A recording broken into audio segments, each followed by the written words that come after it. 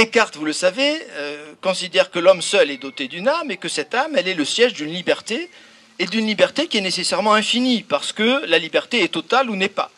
Où je suis libre, c'est-à-dire je peux choisir de monter par la partie droite de l'escalier ou bien par la partie gauche de l'escalier. Dieu ne serait pas plus libre que moi dans ce cas de figure. On a une liberté totale et infinie et absolue. Et là encore, Spinoza considère que c'est un petit peu narcissique.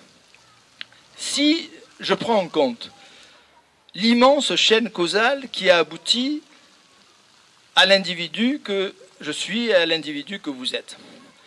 Si je prends en compte l'ensemble des conditions qui ont été nécessaires pour que j'apparaisse. Pour que j'apparaisse, il a fallu que mon papa et ma maman se rencontrent, mon grand-père et ma grand-mère, mon arrière-grand-père, Cro-Magnon, Cro-Magnonne, que le petit poisson sorte de l'eau, que le Big Bang se produise, bon, etc., etc. J'avais une chance nulle d'exister en ce monde, or pourtant je suis là et vous aussi.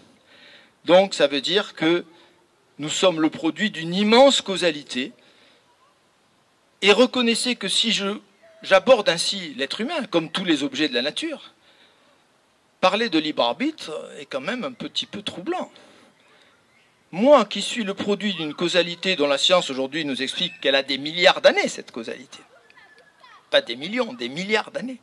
Moi qui suis le produit d'une causalité qui a commencé, d'une chaîne causale qui a débuté il y a des milliards d'années, eh bien moi, maintenant, en 2017, je dis, c'est moi qui décide, je vais où je veux, je fais ce que je veux, quand je veux, où je veux. Le libre arbitre, j'espère ne pas heurter la sensibilité des amoureux de Descartes qui sont nombreux parmi vous, on en parlera tout à l'heure, le libre arbitre me paraît une conception adolescente de la liberté. Le libre arbitre, c'est nananaire, je fais ce que je veux, c'est ça le libre arbitre. Ce n'est pas une conception très sérieuse. Donc Spinoza va contester complètement le libre arbitre de Descartes, ça ne veut pas dire qu'il renonce à la liberté du tout.